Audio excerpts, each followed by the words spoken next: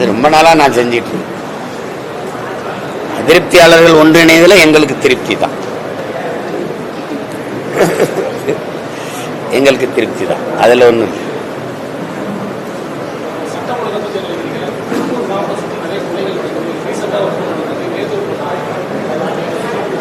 சட்டம் இருக்கு, ஒழுங்கா இருக்காங்கிறது தான் பிரச்சனை. இங்கே அது இருக்கிறது இல்லை. ஏன்னா இங்கே வந்து குற்றங்கள் வந்து தடுக்கணுங்கிற நோக்கம் இல்லை, அதுக்கான செயல்முறை இல்லை. உங்களுக்கு தெரியுது என்னன்னு.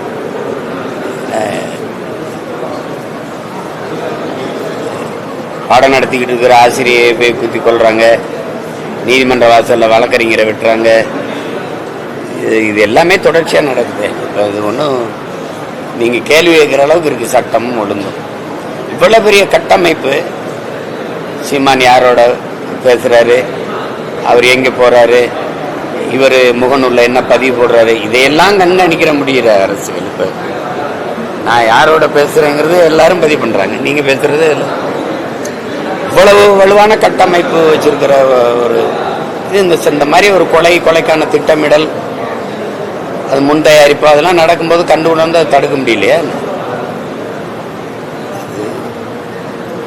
ஒரு கொடுமை தான். யாருக்குமே பாதுகாப்பு இல்லைன்னு வருது. மருத்துவமனைக்குள்ள மருத்துவருக்கு பாதுகாப்பு இல்லை, நீதிமன்ற வாசல்ல வழக்கறிஞருக்கு இல்லை, பள்ளிக்கூடத்தில் ஆசிரியருக்கு இல்லை, யாரு நீ காவல் நிலையத்துக்குள்ள காவலர்களுக்கு இல்லை அப்படின்னு வரும்போது தான் அந்த நடவடிக்கை. சட்டசபைக்குள்ள அமைச்சருக்கு இல்லைன்னு வந்தா ஏதாவது ஒரு நடக்கிறதுக்கு வாய்ப்பு இருக்குன்னு நினைக்கிறேன். புரியுது? வேற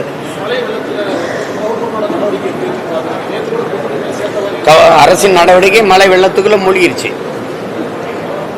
நல்லா ஆழமா மூழ்கிருச்சு. 3 மாசத்துக்கு முன்னாடி கட்டின பாலம், ஐயா ஏவா வேலை திறந்து வச்ச பாலம் இப்ப இருக்கான்னு பத்தியில. அப்ப எவ்வளவு உறுதித்தன்மையா கட்டப்பட்டிருக்கு பத்தியில. ஒரு நாடு தன் மக்களின் பயன்பாட்டிற்கு ஒரு அரசு கட்டுகிற ஒரு மேம்பாலம் இந்த தரத்தில் இருந்ததுன்னா அந்த தரத்துல தான் ஆட்சி இருக்குது. நேத்து கட்சி அதுக்கு முந்தா நாள் கட்சி ஆரம்பிச்சு நேத்து ஆட்சிக்கு வந்து நடக்குது அப்படின்னா பரவாயில்ல. 60 ஆண்டுகளா 2 பேர் தான் மாறி மாறி நீங்க ஆட்சி செஞ்சிருக்கிறீங்க. ஒவ்வொரு முறையும் பெருவெள்ளத்தை எதிர்கொள்வதும் சேதங்களை நாங்க எதிர்கொள்வதுமா இருக்கு. குறிப்பா கடலூர், இந்த வாட்டி இது திருவண்ணாமலை, கள்ளக்குறிச்சி, திண்டிவனம் இணைஞ்சுக்கிடுச்சு. கடலூர் ஒவ்வொரு முறையும் பாதிக்கப்படுது, சென்னை ஒவ்வொரு முறையும் பாதிக்கப்படுது. அதுக்கான காரண காரியங்களை கண்டு உணர்ந்து அதை சரி செய்யறதானே நிரந்தர தீர்வா இருக்க முடியும். அந்த நேரம் நாங்க தத்தளிச்சு நிற்கும் போது உணவு பொட்டலம் கொடுக்குறோம், உங்களுக்கு சோறாக்கி போட்டோம், உங்களுக்கு நிவாரணம் கொடுத்தோம், அது உடனே தண்ணி இறைச்சி ஊற்றணும். தண்ணி எப்படி இறைச்சி ஊத்துறாங்க? உங்களுக்கு காணொலி காட்டுட்டா, இந்த தெருவில் இருக்கிற தண்ணி எடுத்து இந்த தெருவில் ஊத்துறாங்க, இங்கிருந்து தண்ணி ஊற்றி அந்த தெருவில் ஊத்துறாங்க, அங்கிருந்து எடுத்து இந்த தெருவில் ஊத்துறாங்க. இதெல்லாம் ஒரு ஆட்சி முறை இன்னைக்கு சொன்னீங்க. இது நம்மளை நாமே வெக்கி தலை குனிஞ்சு நடக்கணும். இப்படிப்பட்ட ஒரு ஆட்சியாளர்கள்ட்ட சிக்கி கொண்டு வாழ்ற நிலைமைக்கு நம்ம இருக்கிறோமேங்கிறது ஒரு பெருத்த அவமானம் தான்.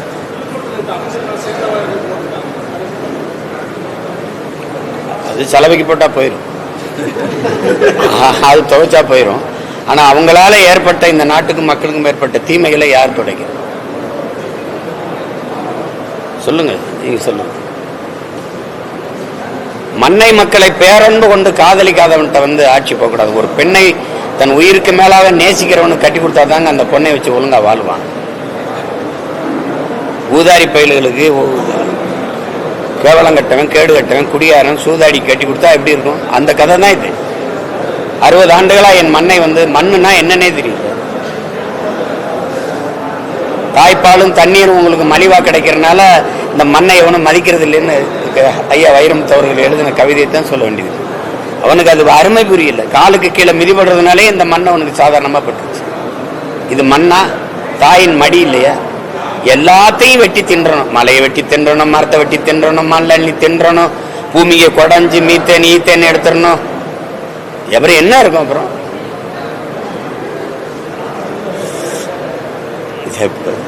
ஏதோ சரி பிறந்துட்டோம், விட்டுட்டு போக முடியல, போராடிட்டு